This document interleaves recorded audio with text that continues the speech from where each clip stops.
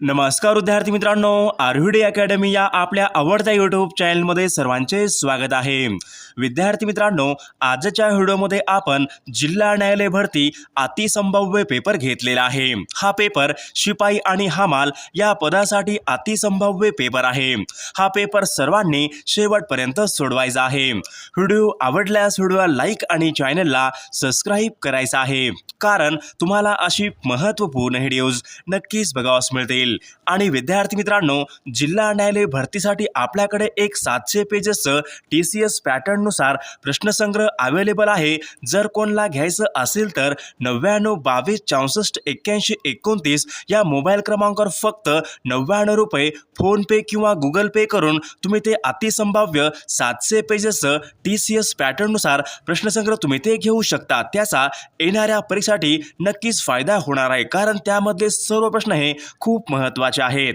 तर आपल्या पेपरला सुरुवात करूया।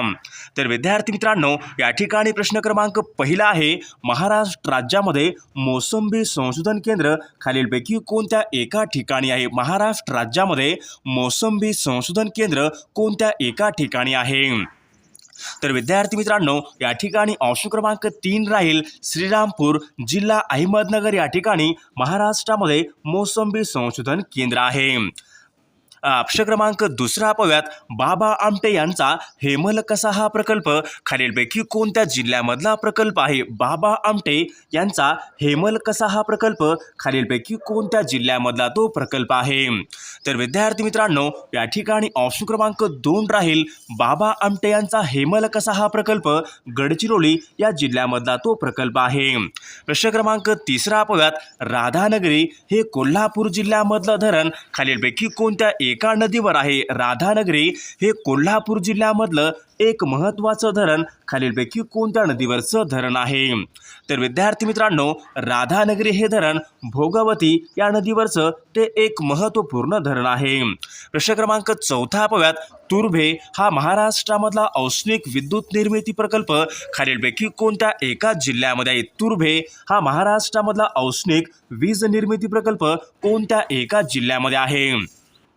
तर विद्यार्थी मित्रांनो, तुर्भे हा औष्णिक वीज केंद्र हा मुंबई उपनगर या जिल्ह्यामधला तो केंद्र आहे। ऑप्शन क्रमांक 4 या ठिकाणी आपले योग्य उत्तर असेल। प्रश्न क्रमांक 5, महाराष्ट्र राज्यामध्ये डोलोमाइटचे साठे खालीलपैकी कोणत्या एका जिल्ह्यामध्ये? महाराष्ट्र राज्यामध्ये डोलोमाइटचे साठे खालीलपैकी कोणत्या एका जिल्ह्यामध्ये प्रामुख्याने आढळतात? तर विद्यार्थी मित्रांनो, या ठिकाणी ऑप्शन क्रमांक 3 राहील, रत्नागिरी या जिल्ह्यामध्ये सर्वात जास्त डोलोमाइटचे साठे आढळतात। प्रश्न क्रमांक 6 पाहूयात, विजयदुर्ग, रांगणा हे महाराष्ट्रामधले किल्ले खालीलपैकी कोणत्या जिल्ह्यामधले किल्ले आहेत? विजयदुर्ग आणि रांगणा हे महाराष्ट्रामधले महत्त्वाचे किल्ले खालीलपैकी कोणत्या एका जिल्ह्यामध्ये आहेत? तर विद्यार्थी मित्रांनो, या ठिकाणी ऑप्शन क्रमांक 4 राहील, विजयदुर्ग आणि रांगणा हे किल्ले सिंधुदुर्ग या जिल्ह्यामधले ते किल्ले आहेत। प्रश्न क्रमांक 7 पाहूयात, एलिफंटा लेणी महाराष्ट्रामध्ये खालीलपैकी कोणत्या जिल्ह्यामधल्या लेणी आहेत? एलिफंटा लेणी महाराष्ट्रामध्ये खालीलपैकी कोणत्या जिल्ह्यामधल्या लेणी आहेत? तर विद्यार्थी मित्रांनो, या ठिकाणी ऑप्शन क्रमांक 3 राहील, एलिफंटा लेणी महाराष्ट्रामध्ये रायगड जिल्ह्यामधल्या त्या लेणी आहेत। प्रश्न क्रमांक 8 पाहूयात, नरनाळा हे महाराष्ट्रामधले अभयारण्य खालीलपैकी कोणत्या एका जिल्ह्यामध्ये? नरनाळा हे महाराष्ट्रामधले अभयारण्य खालीलपैकी कोणत्या एका जिल्ह्यामध्ये आहे? तर विद्यार्थी मित्रांनो, नरनाळा हे अभयारण्य महाराष्ट्रामध्ये अकोला जिल्ह्यामधलं ते अभयारण्य आहे। प्रश्न क्रमांक 9 पाहूयात, कोल्हापूर ते गोवा यांच्या दरम्यान खालीलपैकी कोणता घाट लागतो? कोल्हापूर ते गोवा यांच्या दरम्यान खालीलपैकी कोणता घाट लागतो? तर विद्यार्थी मित्रांनो, या ठिकाणी ऑप्शन क्रमांक 4 राहील, कोल्हापूर ते गोवा यांच्या दरम्यान फोंडा हा घाट लागतो। प्रश्न क्रमांक 10 पाहूयात, संत गाडगेबाबा विद्यापीठ महाराष्ट्रामध्ये खालीलपैकी कोणत्या जिल्ह्यामधलं विद्यापीठ आहे? संत गाडगेबाबा हे विद्यापीठ खालीलपैकी कोणत्या जिल्ह्यामधलं विद्यापीठ आहे? तर विद्यार्थी मित्र ऑप्शन क्रमांक 3 राहील संत गाडगेबाबा हे विद्यापीठ अमरावती या जिल्ह्यामधलं ते विद्यापीठ आहे. प्रश्न क्रमांक 11 पाहूयात. Central water and power research station खालीलपैकी कोणत्या एका ठिकाणी आहे? Central water and power research station ही संस्था पुढीलपैकी कोणत्या एका ठिकाणी आहे? तर विद्यार्थी मित्रांनो ऑप्शन क्रमांक 2 राहील पुणे या ठिकाणी आहे. प्रश्न क्रमांक 12 पाहूयात. राज्यामध्ये नागपूर जिल्ह्यामध्ये काटोल या ठिकाणी कोणत्या फळाचं संशोधन केंद्र आहे? महाराष्ट्र राज्यामध्ये नागपूर जिल्ह्यामध्ये काटोल या ठिकाणी खालीलपैकी कोणत्या फळाचं संशोधन केंद्र आहे? तर विद्यार्थी मित्रांनो या ठिकाणी ऑप्शन क्रमांक 1 राहील नागपूर जिल्ह्यामध्ये काटोल या ठिकाणी लिंबू या फळाचं संशोधन केंद्र आहे. प्रश्न क्रमांक 13 पाहूयात. चंद्राचा किती टक्के पृष्ठभाग पृथ्वीवरून दिसतो? चंद्राचा किती टक्के पृष्ठभाग पृथ्वीवरून दिसतो? तर विद्यार्थी मित्रांनो या ठिकाणी ऑप्शन क्रमांक 2 राहील चंद्राचा 59% एवढा भाग पृथ्वीवरून दिसतो. प्रश्न क्रमांक 14 पाहूयात. भारतीय जनतेने भारताची राज्यघटना स्वीकृत खालीलपैकी केव्हा केलेली आहे? भारतीय जनतेने भारताची राज्यघटना स्वीकृत आणि संमत खालीलपैकी केव्हा केलेली आहे?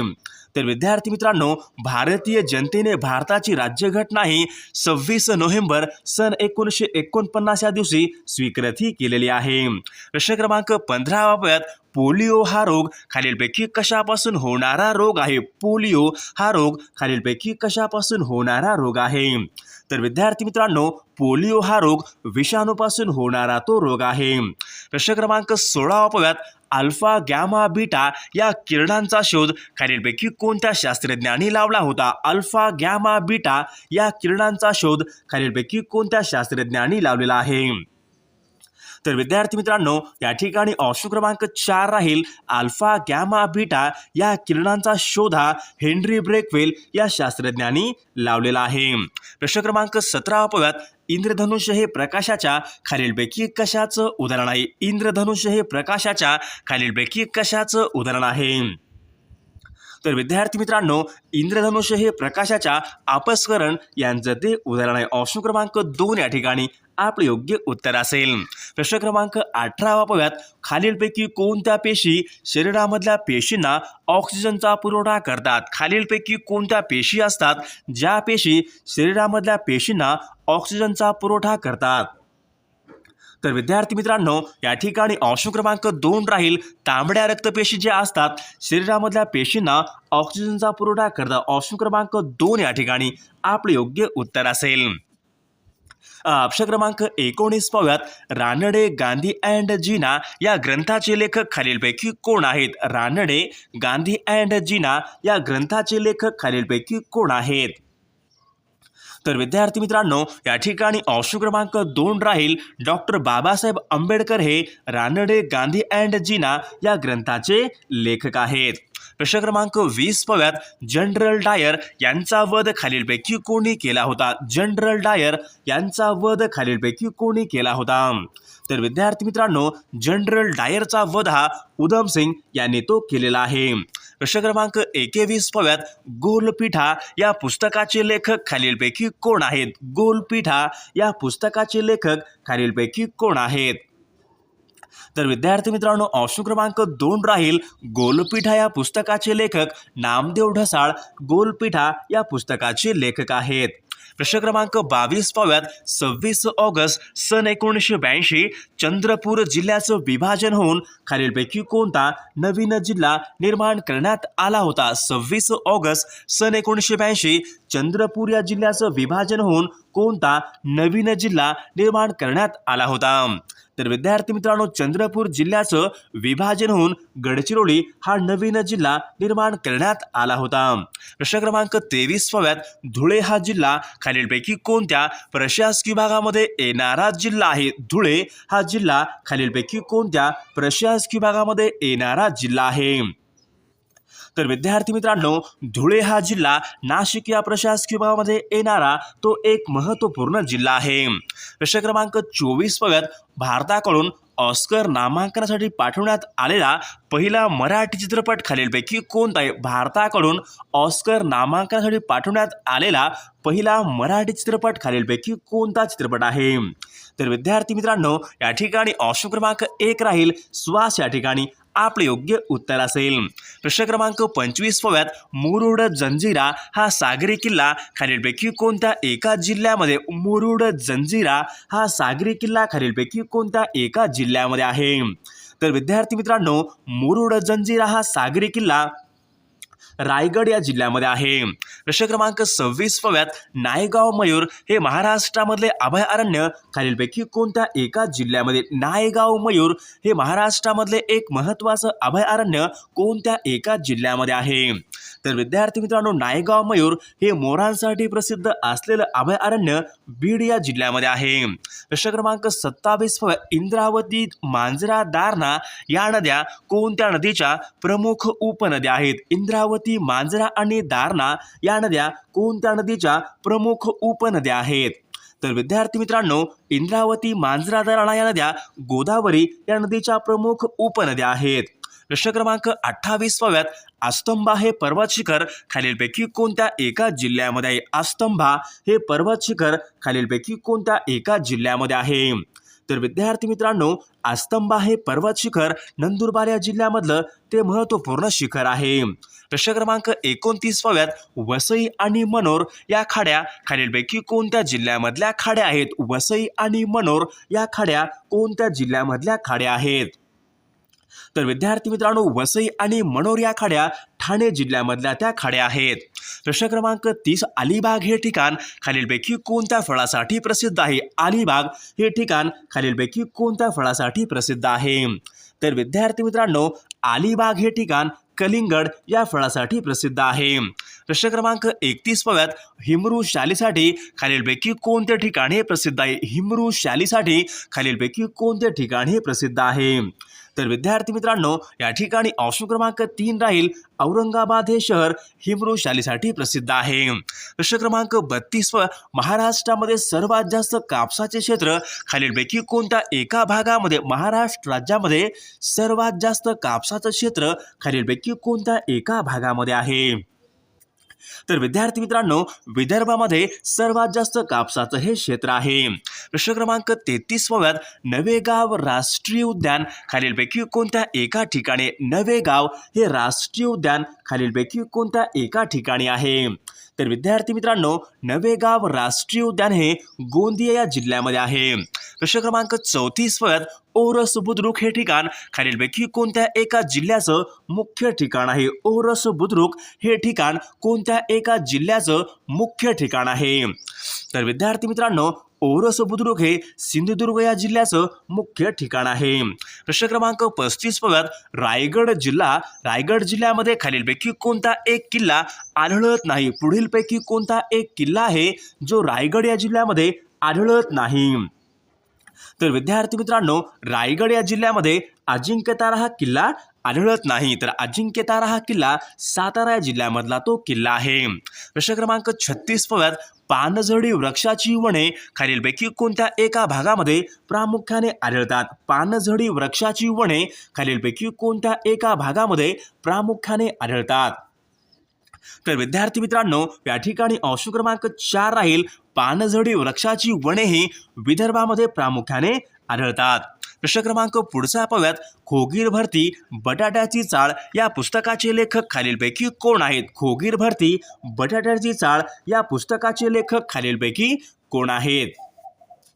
तर विद्यार्थी मित्रांनो, खोगीर भरती बटाट्याची चाळ या पुस्तकाचे लेखक पु ल देशपांडे या पुस्तकांचे लेखक आहेत. प्रश्न क्रमांक 38 पाहूयात, मॅन ऑफ पीस हे टोपण नाव खालीलपैकी कोणाचं आहे? मॅन ऑफ पीस हे टोपण नाव खालीलपैकी कोणत्या व्यक्तीचं आहे?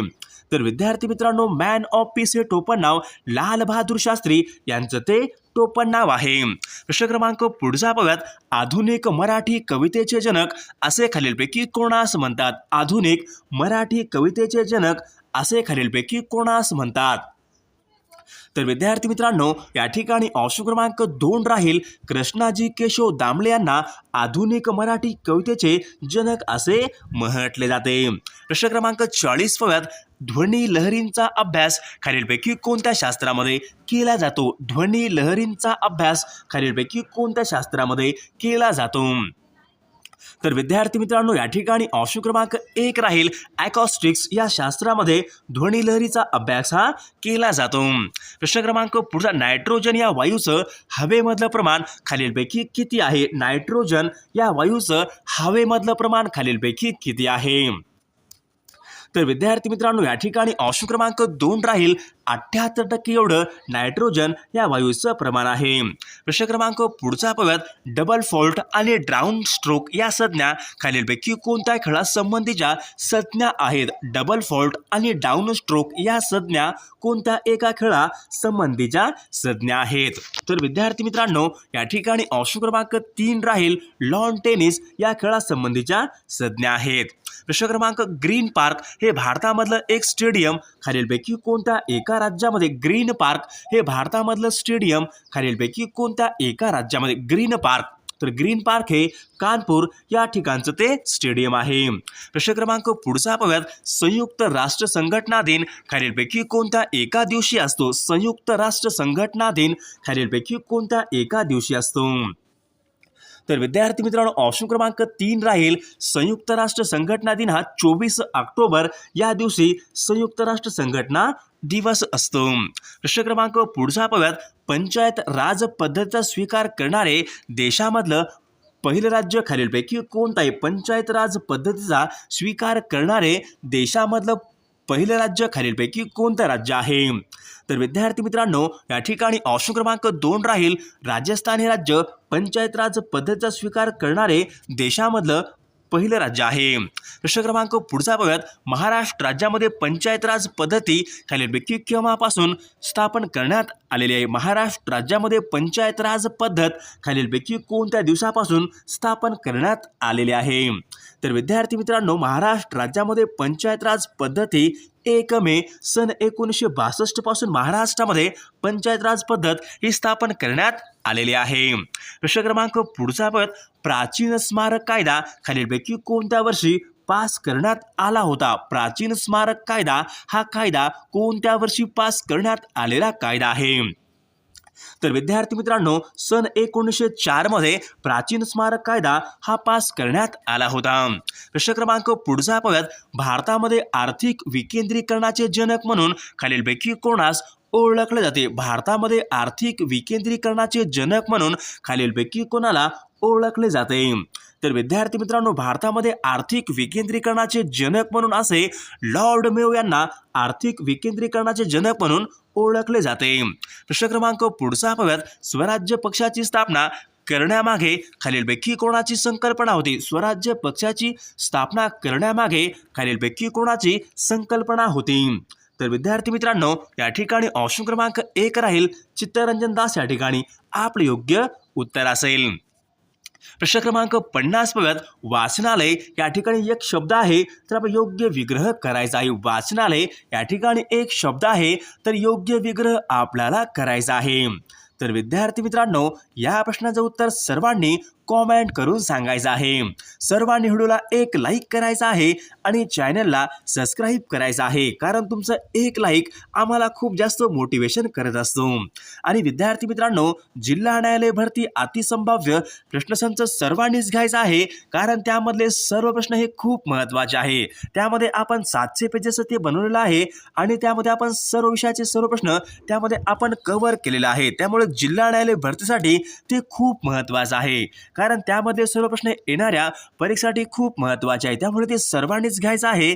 99 22 64 81 29 या मोबाईल क्रमांकावर फक्त आणि फक्त 99 रुपये फोनपे किंवा गुगल पे करून तुम्ही ते अतिसंभाव्य घेऊ शकता. आणि त्यासोबत तुम्हाला मागील 6 महिन्याच्या चालू घडामोडी आणि बाकी सर्व नोट्स तुम्हाला मोफत दिल्या जातील.